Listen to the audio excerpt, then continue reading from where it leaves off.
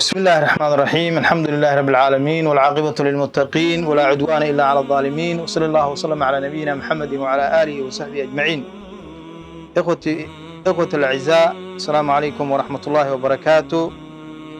موضوع دروس رمضان عن سوق هذا ودرسي شناد أيان مرينا فضائشي صونك بشان رمضان. إلهي سبحانه وتعالى أوقاتيسا iyo أزمانتيسا بحكمته البالغة wuu kala fadilay,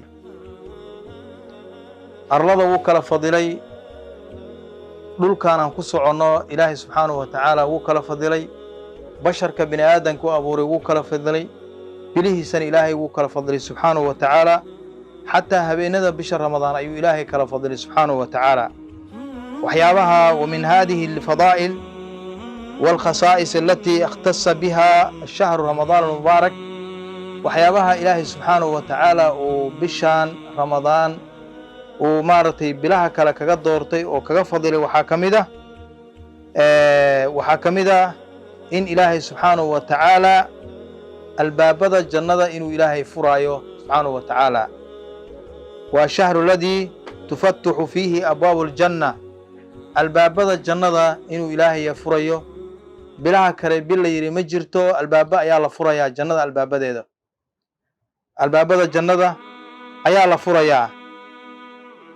Anas bin Malik ayaa nabiga wuxuu ka warinayaa عن أنس رضي الله عنه أن النبي صلى الله عليه وسلم قال: شهر رمضان هذا شهر رمضان جاءكم تفتح فيه أبواب الجنة وتغلق فيه أبواب النار. وحاويان بشان رمضان markii ay dhalato oo imaado wuxuu noo sheegayaa nabiga calayhi salaatu wasalaam in la furayo albaabada jannada, albaabada naartana la xiraayo oo aan la furaynin, shayaadiinta oo dhan kuwooda waaweyna in la silsiladaynayo oo la xiraya ayuu noo sheegay. fadaa'isheeday ka mid tahay bishaan ay leedahay oo khaaska ay la tahay ayaa waxay ka mid tahay intaasay gooni la tahay. fadaa'isha kale waxaa ka mid ah oo nabigeena calayhi salaatu wasalaam uu noo sheegaya habeenka ugu horeeya oo bisha ramadaan idaa kaana, xadiiskii abu hurayra radia allahu canhu wuxuu leeyahay: idaa kaana awalu leylati min shahri ramadaan sutifat ashayaatiin wa maradat aljinni. habeenka ugu horeysa oo bisha ramadaan ay dhalato oy bilato ayaa waxaa la silsiladaynayaa shaydaanka kuwiisa madaxa adag ee musiibada ah ayaa la xirayaa. laakiin meelahan waxaan u malaynayaa weli qaar baa aan la xirin oo dadkii macaasidii iyo mashaakilkii bay dhex wareegayaan. marka kuwii hogaaminayey ee waday ayaa maaragtay la xirayaa oo la silsiladaynayaa. bil ay leedahay jannada albaabadeedana waa la furayaa, jahannamada albaabadeena waa la xirayaa. xadiiska hore ayuu la micno yahay. marka waxaasoo dhan, khasaa'istaasoo dhan bishaana iskale, bilaha kale lama ay wadaagaan. waxaa ka mid ah khasaa'ista kale ee nabiga uu noo sheegay calayhi salaatu wasalaam, ilaa iyo waxaa ku soo aroortay baabkan keliya ilaa intaasoo xadiis, inta saxiixa ilaa 4 xadiis oo saxiixa ku soo aroortay. abu hurayra laga warinayaa nabiga wuxuu leeyahay calayhi salaatu wasalaam, bishaan markii ay dhalato oo bisha ramadaan ay soo gasho, jannada albaabadeeda ayaa la furayaa. futixat abwaabu aljanna wagulliqat abwaabu aljahannama wasulsilat ashayaatiin. albaabada jannadana waa la furayaa, albaabada jahannamana waa la xirayaa, waa la qufulayaa, shayaadiinta oo dhanna waa la silsiladaynayaa. waxaan marka leeyahay waxaa ka mid ah fadaa'isha ay bishaan leedahay. bishaan fadaa'isha ay leedahay waxaa ka mid ah acmaasheeda oo dhan intaasoo jeer baa la labalaabaa, mudaacaf weeyaan. nabigaa inoo sheegay calayhi salaatu wasalaam. waxaa ka mid ah fadaa'isha kalooy leedahay soonka, dembiyadoo dhan baa lagu dhaafaa qofka dembiyadiisa. abu hurayra laga warinayaa nabiga calayhi salaatu wasalaam baa xadiis wuxuu ku leeyahay: kaana yaquulu salawaatu alkhams waljumcati ila aljumcati والرمضان إلى الرمضان مكفرات ما بينهن إذا اجتنبت الكبائر. بشهر رمضان مركي دلتو صلاتها انت ودحيسو iyo jimcada inta u dhaxayso iyo maxaa la yiraahdaa qofku waxa loo dhaafayaa dambigiisa loo dhaafayaa hadii uusan ku dhicin buu yiri nabiga kaleeyhi salaatu wasalaam dambiye waaweyn oo kabaa'ir ah haduusan ku dhicin kabaa'irta waa dambiyada waaweyn marka saqaa'irto dhan baa lagu dhaafayaa nabiga noo sheegay kaleeyhi salaatu wasalaam inuu ilaahay ku dhaafo dambiyada yareerka oo sameeyso raxmadiisa ay kamid tahay استنتنبوا كبائر ما تنهون عنه نكفر عنكم سيئاتكم وندخلكم مدخلا كريما بولي الله سبحانه وتعالى. مركا إخواني وحاكمدا بشان فضائش إلى هاي إن قفكي بشان صومه أو إنو ليباني نبي عليه الصلاة والسلام وحو كوري منبركو فولي مركاسا وحو يري مركو درجة كوبات فولي baa wuxuu yiri aamin darajadii labaad markuu korayna oo lugta uu saarayna wuxuu yiri aamin buu yiri tii saddexaad markuu saarayna aamin marka wuxuu yiri nabiga sallallahu alayhi wasallam saxaabada weydiiyay maxaad sidaa u sameysay wax aadan weligaa sameeynin baan maanta kugu aragnay nabiga wuxuu yiri alayhi salatu wasalaam jibriil baa yimid oo wuxuu dhahayay oo ii sheegay ii yeerinay nabi maxamed baa u yeerinay jibriil baa u yeerinay nabigana wuxuu leeyahay aamin jibriil baa oranaya wuxuu yiri qof nudqada aan ka rabno qof ramadaan uu soo galay oo inta bisha ramadaan haleelay ilaahay uu san u dambi dhaafin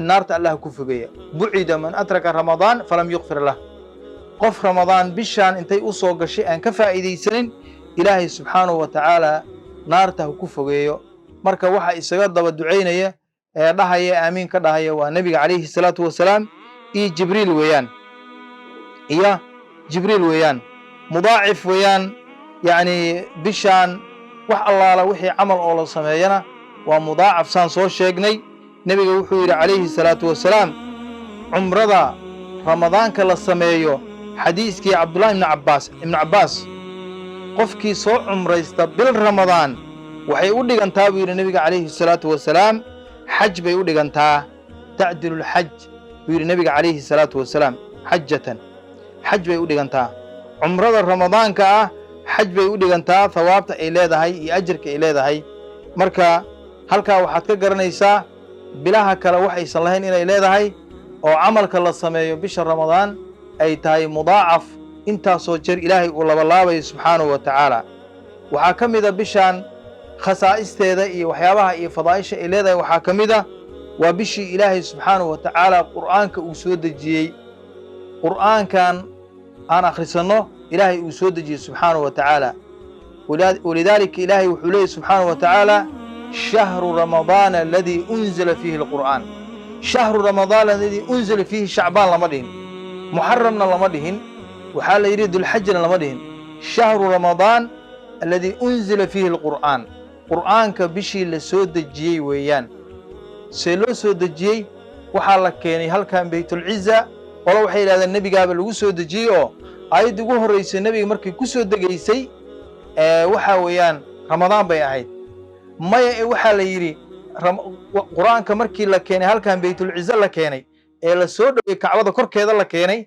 markaasay ramadaan ahayd ma aha waxay ahayd markii la keenayna ramadaan bay ahayd markii lagu soo dejiyayna ramadaan bay ahayd siday doontaba qowlkan doonaba aan qaadanay quraanka waxa la soo dejiyay بالرمضان بالنبي لو سو دجي عليه الصلاه والسلام القران ayaa ka marqaati kacay sida darteed waxa la soo dejiyay بالرمضان quraanka waa muran la'aan waaya waxa kale oo la soo dejiyay kutubtii samaawiga oo dhan waxa la soo dejiyay زبور iyo injiil iyo tawreed iyo furqaan iyo gidi kutubta kale oo dhan maxaa dhahaa injiil iyo زبور iyo tawreed iyo waxa la soo dejiyay بالرمضان baa iyagana la soo dejiyay إلهي وحو ula doortay quraankiisa kalaamkiisa inuu soo dejiyo waa fadaa'il dheeraad ay leedahay bishan ay khaas la tahay weeyaan qof walbana inuu ogaado oo uu ka faa'iideysto ay mudan tahay marka waa in la ogaado qasaa'ista ay bishan leedahay waxay leedahay bishan habeen baa ku jira qasaa'ista ay leedahay waxa kamid ah habeen baa ku jira bishan habeenkaas isaga wuxuu u dhigmaa 1000 sano u dhigmaa sideetan iyo saddex sano iyo afar iyo bilo ayuu u dhigmaa. laylatul qadri kun bilood buu u dhigmaa. waa sideetan iyo saddex sano alfi shahrin buu u dhigmaa. kun bilood buu u dhigmaa. yacni bishaan ay u dhigantaa. waa cumriga insaanka markii la xisaabiyey kun bilood waxaa lagu qiyaasay sideetan iyo saddex sano iyo ziyaada, ama sideetan iyo afar sano, ama sideetan iyo saddex sano intaasoo bilood. marka habeenkaa isaga ee ku jira ramadaanka ku jira, khaasatan tobanka dambe ku jira laylatul qadriga, wuxuu u dhigmaa cumriga bini aadanka oo dhan qofka ugu cimri dheer buu u dhigmaa. maxaa yeelay nabigeenna calayhi salaatu wasalaam wuxuu yidhi ummadayda acmaarteeda waa bayna 60 ilaa iyo 70. nabiga wuxuu ku dhintay 60 buu ku geeriyooday iyo 3 sano ayuu ku dhintay nabiga calayhi salaatu wasalaam. marka way dhaafayaan 100 bay gaaraan, 100 hayay bay gaaraan, laakiin inta waxaa weeyaan ugu badan acmaarta ummadeenna annaga dadkeenna gastrig iyo xanuuno unbaa iyo gaajo iyo abaar iyo qorax unbaa badilayse, laakiin dee waa maxaa la yidhahda iyo xabadkii ilaahay uu ka fakiye. laakiin sidaa weeyaan. marka insha allahu tacaala habeenkaas isaga ah oo qiimahaa leh oo intaa u dhigma halkaa habeen ood la imaaday oo ilaahay uu ka aqbalay subxaanahu wa tacaala, ayaa waxaad u gudbaysaa adiga oo xalay dhashoo dhan, camalkaagii oo dhan, wax allaala wixii aad samaysoo dhan ilaahay subxaanahu wa tacaala waa kuu dhaafayaa. walidaalika ayaa ilaahay wuxuu leeyahy subxaanahu wa tacaala laylatul qadri khayru min alfi shahri. kun bilood buu habeenkaa u dhigmaa. habeenkaa isagana bisha ramadaan bay ku jirtaa. waxyaabaha ay khaaska ay la tahay bishaan ayay ka mid tahay. hada wabilaahi tawfiiq. asalaamu calaykum waraxmat ullahi wabarakaatu.